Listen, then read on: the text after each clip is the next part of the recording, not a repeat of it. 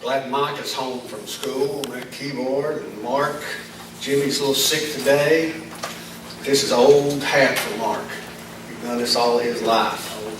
So anyway, appreciate you being here. I know a lot of folks are on vacation still yet. That's okay.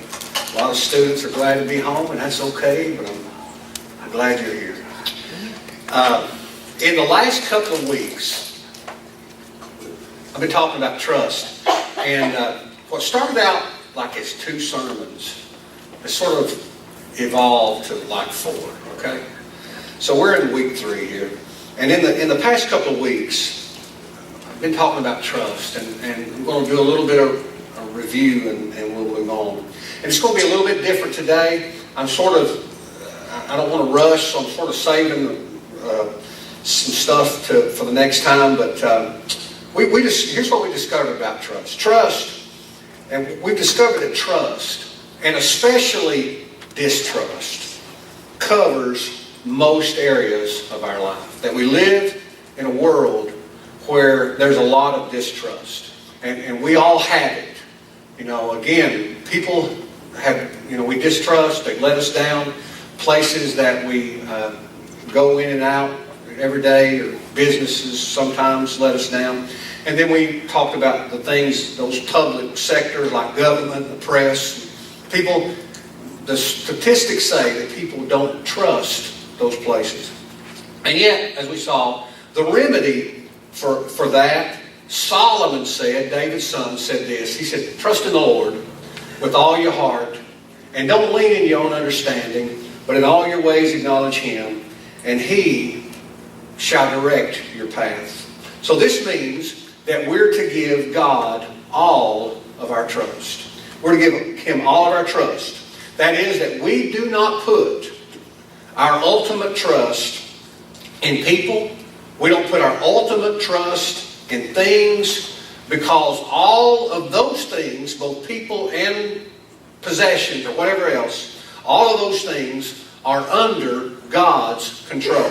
In fact, every part of life falls under God's care, authority, and rule. Every part of life falls under God's care, authority, and rule. So instead of trusting in the details, instead of trusting in all the little things and putting our full trust in those things, we're to put our trust in the one who has care, authority, and rule over all those details. That's what we've talked about.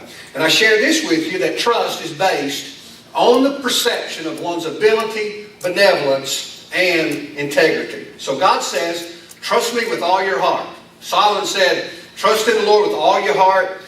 God says, trust me fully. And He says, you can do that because God says, I have the ability, I have the benevolence, and I have the integrity. God says, I can do whatever needs to be done. I really care about you, and I will do what I say I'll do. But sometimes, as we noticed last week, sometimes trust gets really twisted. It gets really twisted, and it gets twisted, first of all, when things go bad. When things go bad in our life, what we do is we start taking our trust off of God, and we put them on those things that are going bad. For instance, we may struggle with a particular need in our life. We may struggle with a particular need, and we begin to think that it's that particular need that determines success or not. Okay? So we say, man, if I have that, then I will have everything that I need. So what we begin doing then is we begin to put our trust on that detail instead of putting our trust on God.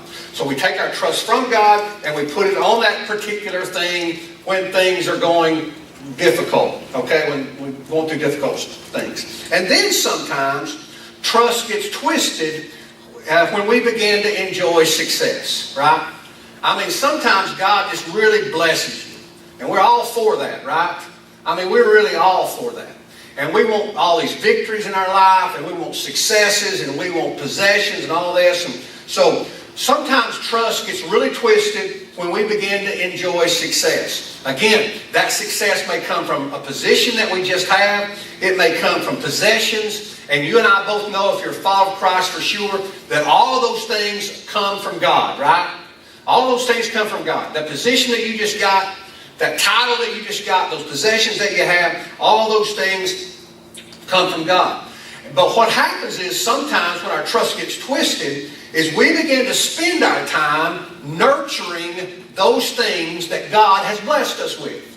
We begin to spend our time nurturing the blessings, and we begin to depend upon the blessings more than we depend upon the one who gave them, right? And once again, what's happened in that is our trust gets twisted. So it's at these times when during success, and here's what happens.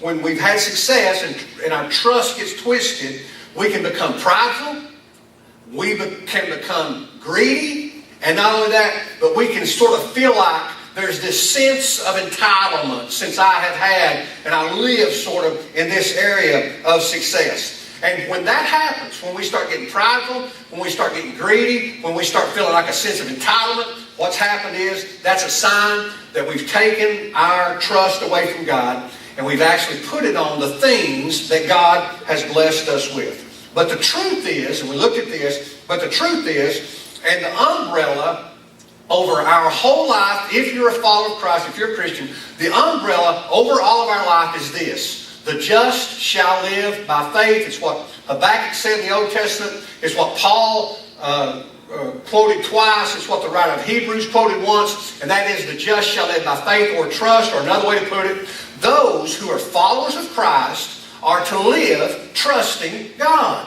Okay? That's what it means when the just shall live by faith. If you and I are a follower of Christ, if we're a Christian, then we're to live our whole lives trusting God. Now that's what we're to do. So not only does Solomon say, trust in the Lord with all your heart, but that's exactly what Paul said, and all through, and again, the umbrella over our whole life is we're to live our lives trusting God.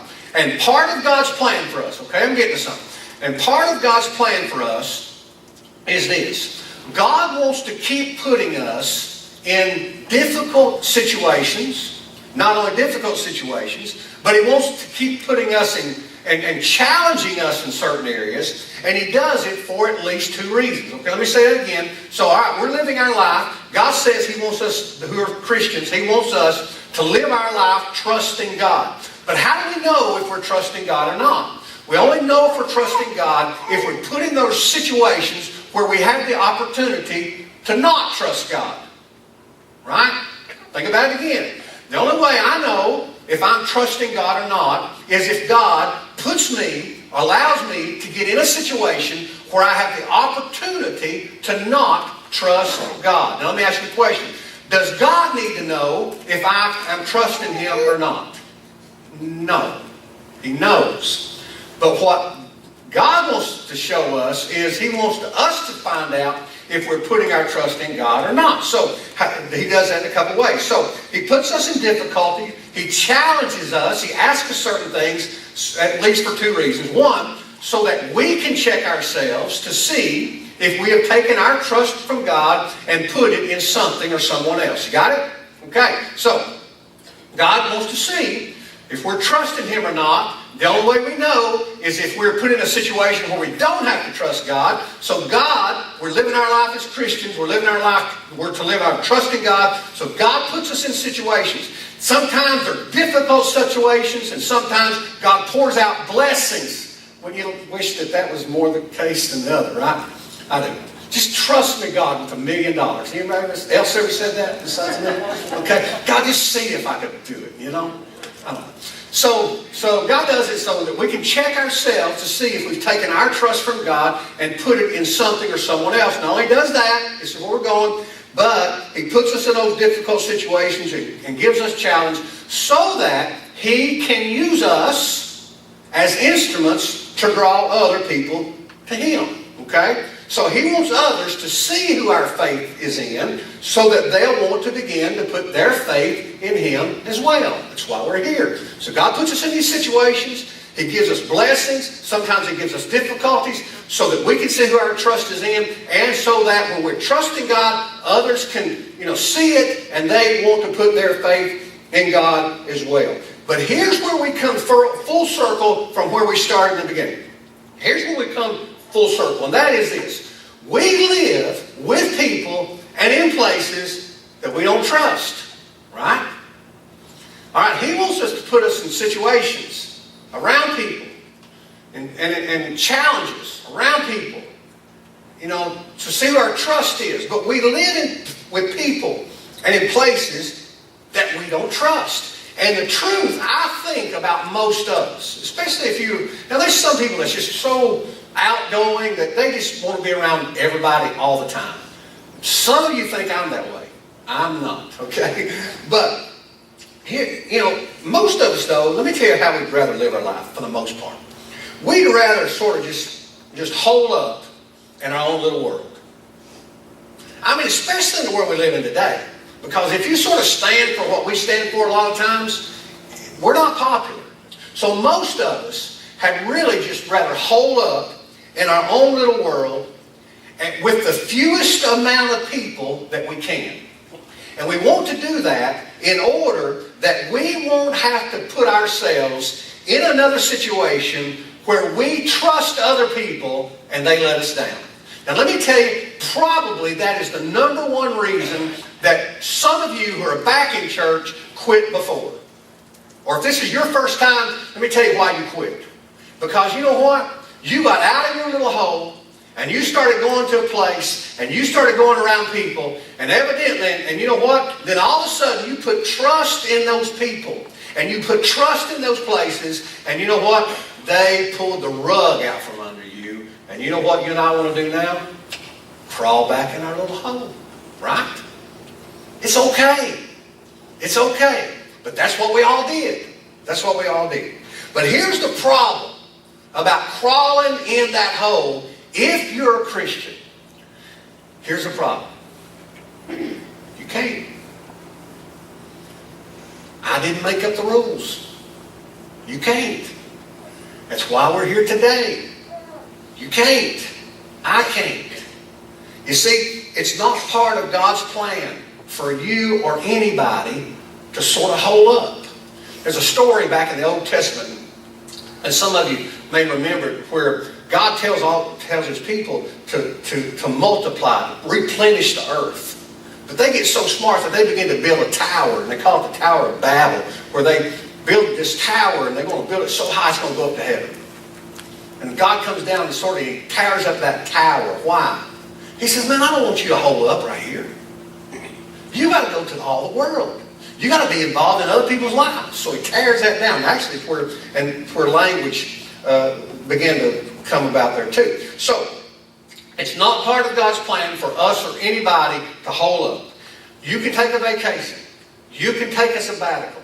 You can even switch jobs. All those are really good things, and you can do all that. But you and I are not allowed to live the Christian life solo and with only a safe few that we choose. Okay? We're just not allowed to do that. So, we're to live fully trusting God. Trust God with all your heart. So we're to live fully trusting God, but also we're to live in relationships that are built on trust. We're to live in relationships built on trust with one another. And here's the question, how in the world do we do that? Right? How can I do that in this situation, in this world that I live in? So I'm going to give you 5 things real quick. Again, it's going to be a little different. I'm going to give you 5 things. At first, just some things to remember. Some of these things I've mentioned before. So here's what we need to remember. If you're a Christian today, everybody else you can hold up, man. I'm telling you, you want to hold up, hold up. But if you're a Christian today, here's some things you need to remember. First of all, we are called into other people's lives.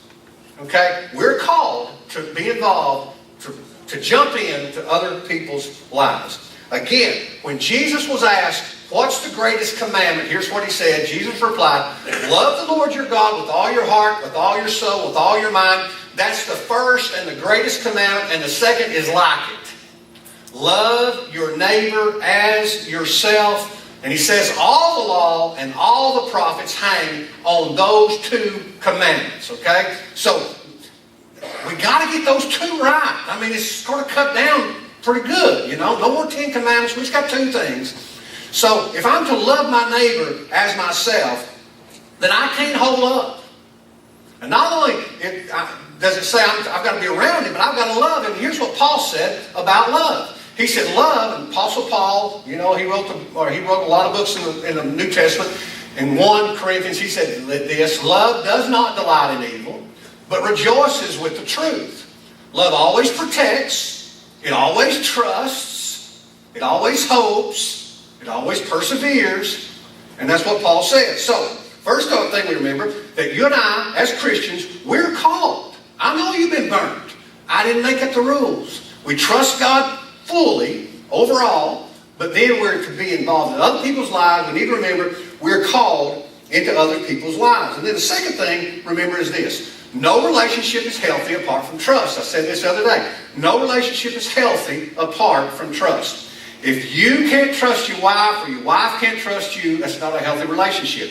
If an employer cannot trust an employee or an employee can't trust an employer, then that's not a healthy relationship. If you and I, if God can't trust us, we can't trust God, it's not a healthy relationship. If you can't trust the builder of your house, it's not a good relationship. There's no relationship that is healthy apart from trust, okay? That's the second thing. And the third thing we remember is this, is trust has various levels according to the relationship. Trust has various levels according to the relationship. Let me tell you what I'm talking about. Demand. You can't use the word demand and wife in the same sentence. I'm sorry, honey. I expect more trustworthiness from my wife than I do from a friend. Right? Trust has various levels according to relationship. We talk about a builder. I demand more from a builder, a contractor, let's say, than I do from the electrician. Trust has various levels according to the relationship. The scope of the relationship determines the level of trust. Okay? That's leading me to something, and I'll land here in a minute. So, trust has various levels according to the relationship. And then the next thing is really where I think we all need to sort of get, and that is this. Unlike God, trust with others is situational. I mentioned this the other day. But unlike God, trust with others is situational. Now, the reason that Solomon said, trust the Lord with all your heart, is because in every area of our life, God has ability, He has benevolence, and He has integrity. And not only that, but everything in life falls under the authority and the rule of God. Okay? So we're to trust God with all of our heart because every little thing falls under the authority of God. Remember the illustration about parasail. You know, I can't be concerned about the parachute. I'm concerned about the company I do business with because the parachute falls under the rule and authority and the care of that company. So, here's what this means with us. My wife, okay, unlike God, trust with others is situational. My wife, if you were to ask her, you know, is Gary faithful? Do you trust Gary to be faithful? And she'd say yes. But if I said that I was going to sew a hem in a pair of pants with the sewing machine, and if you were to ask her if I could do that, and I said, I'm getting ready to do that, and she, you can't do that. And here's what we do as guys and gals. When our wife or husband says, when I say, I'm going to sew this hem and these breeches, and she says, you can't do that. What do we do? We pout. And here's the first thing we say, you don't trust me? Well, of course she trusts you, but it's situational. She don't trust you to sew a hem in your pants. Because why? Because you don't have the ability. You might have the care. You might have integrity. You might try, but you just don't have the ability. So here's what we've got to quit doing with each other. Don't make, really important, forget about husband and wife right now. What about a friend? Here's what we've got to do. Don't make trust with other people universal. It's situational. Our trust, our universal trust is only with God. God can sew a hem in a pair of pants. I promise you. So our trust with God is universal, but our trust with everybody else is situational. And let me tell you why. Let me say this. Don't make trust with others universal, because you'll be let down. If you expect others I'm going to trust them in everything like I do God, you're going to be let down. But you're not supposed to do that. And not only that, but others shouldn't expect you in every situation. Let me tell you why that happens. It happens because we're human. And here's what happens in humanity. It has happened with me. I want to preach a sermon sometime on this, and I just don't know how it will last longer than 5 minutes. But have you ever been misunderstood? I mean, you said something. And you know what? And what you said or what you did, I mean, your motives behind that was great. You didn't mean to hurt anybody. You didn't mean to do anything. You didn't mean it to come out like it sounded. But man, it did. And as a result of that, man, I'll tell you, somebody, you make somebody mad. I promise you, you can't say the sky is blue on Facebook without somebody disagreeing with it. Or somebody saying something about it. You just can't do it. But you know what? We all sort of want to be liked. But you know what? We all can be misunderstood.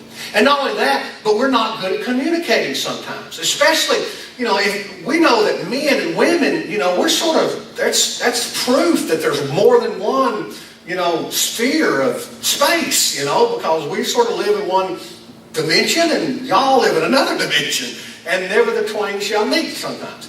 But, so, if that's the case, sometimes I communicate in a way that people don't understand. And sometimes they communicate in a way with me that I don't understand.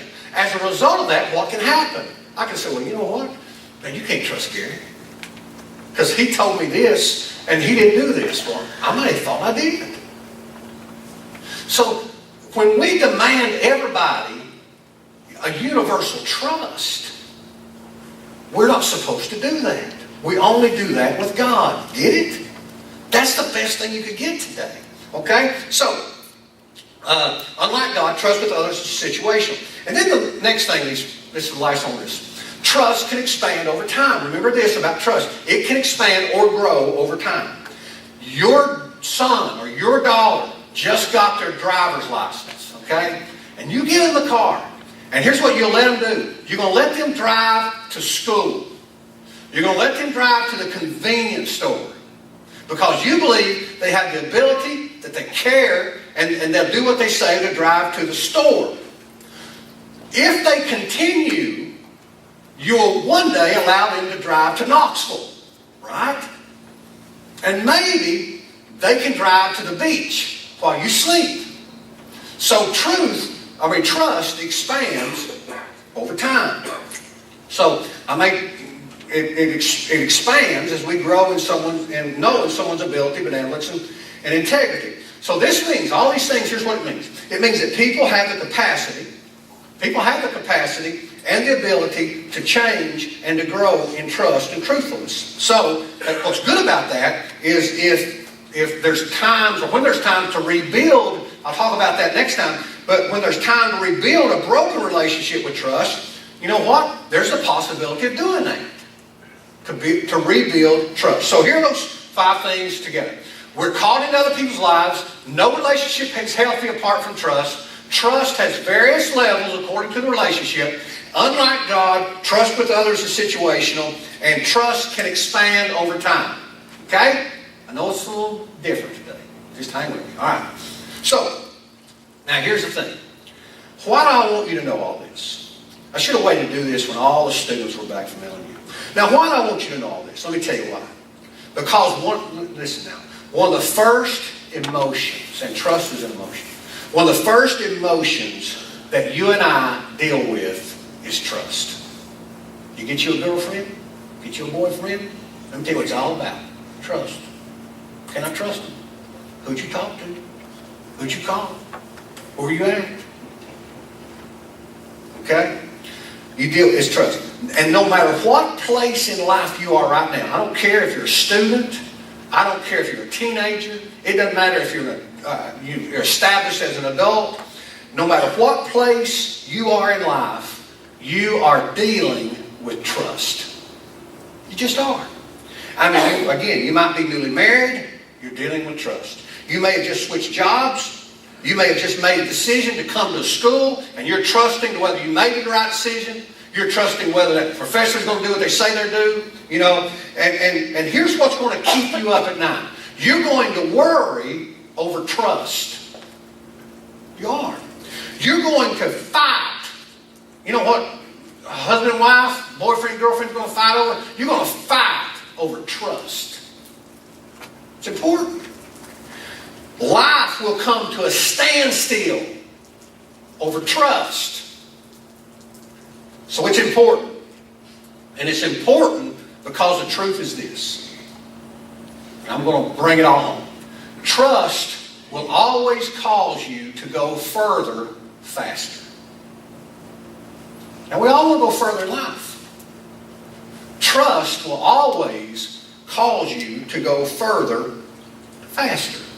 As soon as you can trust, you can get things done. And you can move on. As soon as you trust your daughter with the car, you don't have to drive her where she goes. Just move on to something else. Right? As soon as you trust your employee, you don't have to stand over them with every move. For every move. As soon as you trust your wife, you don't have to spend your time wondering where they are. As soon as you trust your builder, you don't have to stand over them through the building process. And as soon as you and I trust God, not only will we give Him our lives when we trust God, but we won't be as concerned about the consequences of all of these other things betraying our trust. Why? Because every part of life falls under God's care, authority, and rule. Trust always makes us go further, faster. So, if that's the case, if trust is so important, and if trust makes us go faster or further, faster, then here's what we should do. We should intentionally, and I'll explain this, intentionally cultivate trust in relationships. You say, what does that mean? Stephen Covey put it really good. Here's what he said. He said, the best leaders focus on making the creation of trust an explicit objective. Here's how he explains that. It must become like any other goal that is focused on, measured, and improved. So what's he saying? He said if there's any goal that you have in life, trust needs to become a goal. It's not just a side note. Let me tell you something. If all our relationships, and we can go further by trusting people, then trust needs to become a goal. What Stephen Covey would say is, if you have a business, the goal, one of the primary objectives in the business is not just that we're going to make more money, we're going to provide this, we're going to do that, but it ought to be this. That a goal is we're going to create an environment of trust. It has to be a goal. Pretty neat. Okay? So, if we're going to go further faster in our Christian life, if we're going to get through these relationships that God has called us to be involved in, if we're not going to want to hole up all the time, but be around people, and be around people and accept them when they mess up and go on, because you know what? Your ultimate trust is not in them. It's situational in them, but your ultimate trust is in God. If that's going to happen, then trust has got to be an objective. So, we need to know how to do that. And I'm going to give you few things here and I'm going to close. So, a couple of weeks ago, I mentioned a study. I mentioned a study done by the Institute of Leadership and Management. Okay? Now, again, next time we meet, I'm going to tell you a neat story in the Bible about a guy who had to reestablish trust. Okay? And so we'll save that for next time. But during the last 2 weeks, I mentioned a study by the Institute of Leadership and Management. And they found, in doing this research, this is really neat because, trust is a moral attribute that comes from God. Trust in the Lord with all your heart. Okay? So they found there are 5 fundamental skills and qualities that leaders need in order to be trusted. Okay? If you want to be trusted, you want other people to trust you, there are 5 qualities that we all need. And these were the things that they said companies need to work on in order to build trust within an organization. And let me tell you something. These are exactly the same thing that you and I need if we're going to live in this world with other people, trusting other people, and getting them to trust us. So I'm going to give these 5, I'm going to mention them really fast. Okay, here's what they are. It's a good time to take a picture. Right here.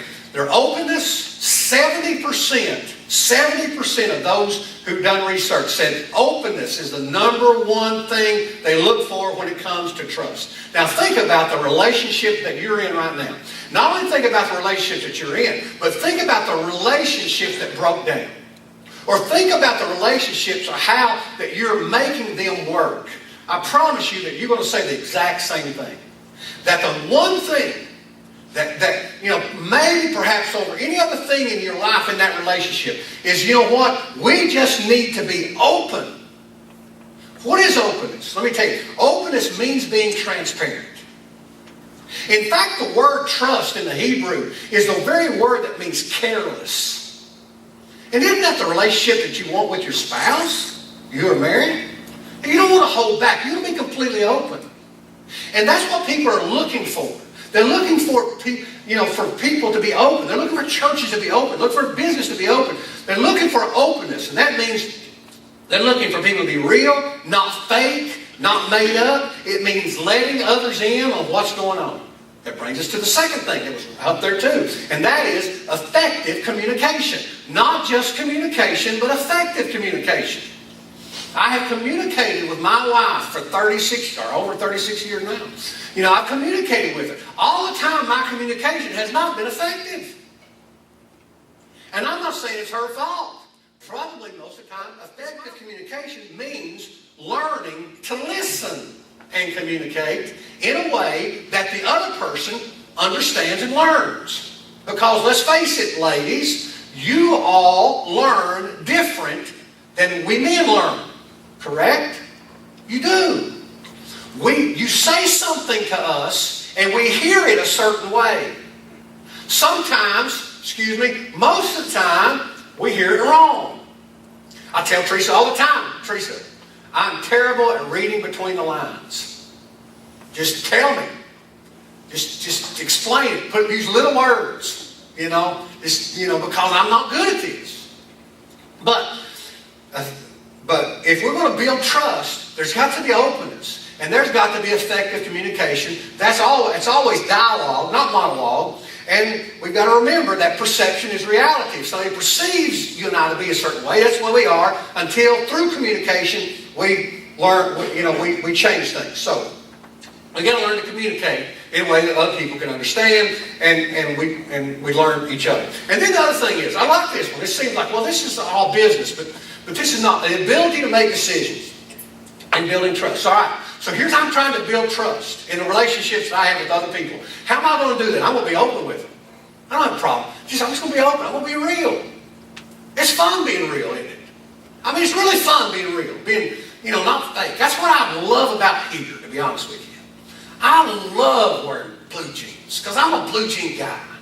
I'm just saying. It's just, I just like it. And I'm not a perfect guy, but I like when you are just real. You don't have to hide from me when you're somewhere. I just like you. And I just want us to be real. We're all sort of striving to sort of be the best person we can be, right? So we need to be open. We need to communicate. And then the ability to make decisions. Here's what he's talking about. What this deals with is, can a person trust themselves? Okay? Can a person trust themselves? Here's what we're finding when people making decisions. Many of the decisions that we have to make in life, we don't have a clue what the right decision is, do we? You don't know. You got a job, you got to work, you're a boss. And somebody says, what we do? And a lot of times when they ask you that, you don't have a clue. Because you know what? We could do this, we could do that. I don't know if this will be best, I don't know if that will be best. Isn't a lot of decisions that way? But sometimes what has to happen? Somebody's got to make a decision. What does that have to deal with when it comes to our Christian life? It deals with this. Sometimes things are unclear.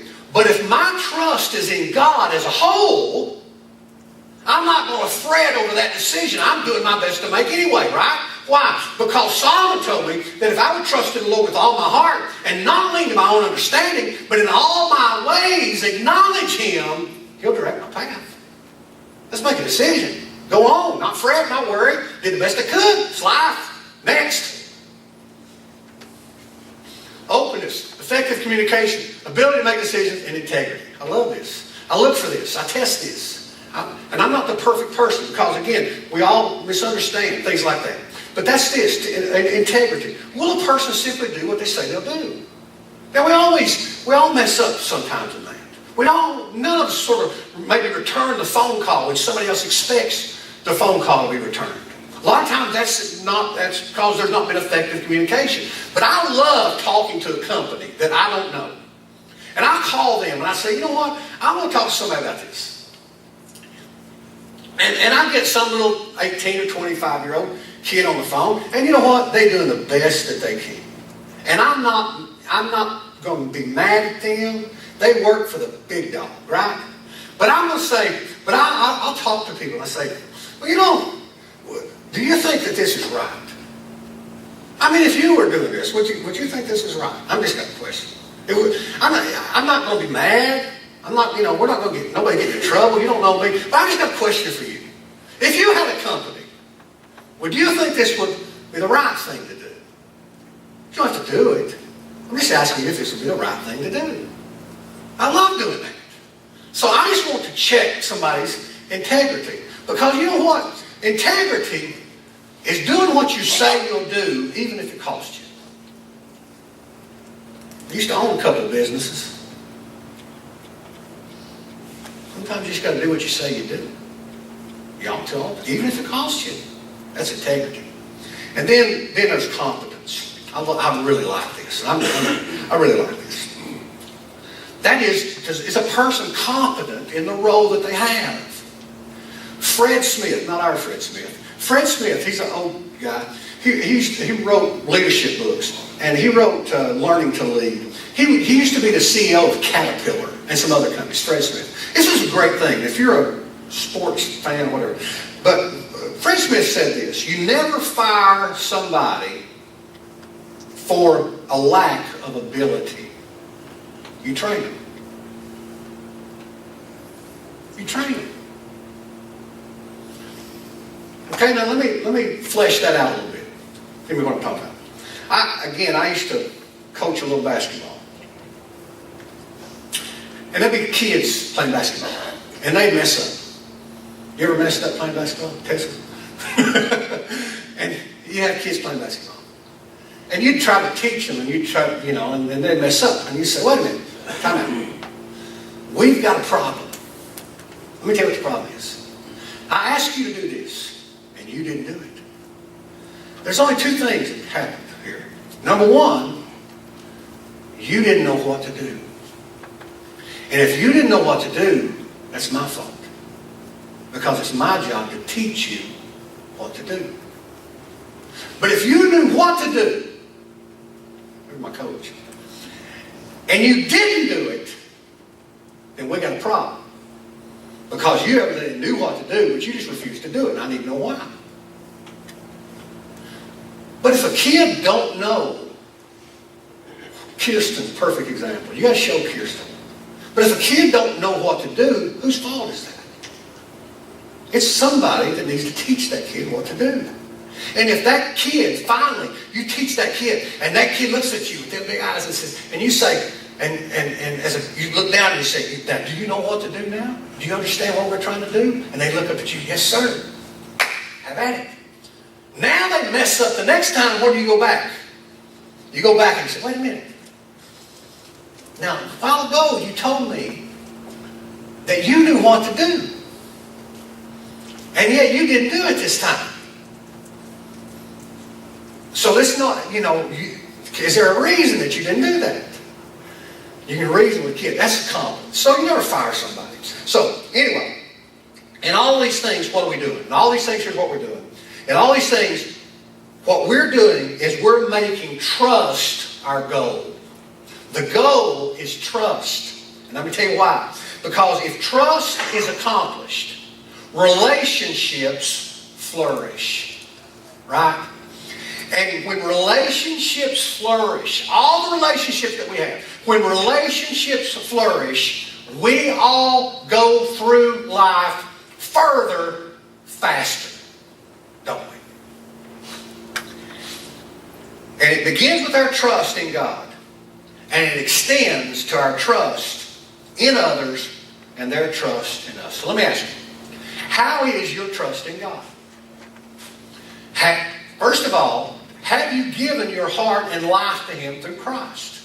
You know why a person doesn't do that? Because they don't fully trust in who He is, what He says He'll do. You can say, well, I trust God. Well, no. You only trust God if you believe that He'll do what He says He'll do, and you believe His Word. So how's your trust with God? Have you given your heart and life to Him through Christ? Second of all, how's your trust in God in this respect? Is your life marked by consistency? Okay, I'm closing, but this is really important. I'm not the perfect example. I never will be. You won't be. I'm not doing this. But here's what I can tell you. The more I've grown in my relationship with the Lord, this is really good. It was not original, I'm sure. You know. But the more I've grown in my relationship with the Lord, the less moody I am. Don't nudge anybody. Why would I be less moody? Because everything falls under the care and the authority and the rule of God. And while all of these other things might change, there is one who doesn't. And if my mind is on all them other things, then I'm just a roller coaster of emotions. Is it going to work? It is not going to work. I'm going to have this. I'm not going to have this. I can't believe him. I can't believe her. And man, I tell you what, I'm tired.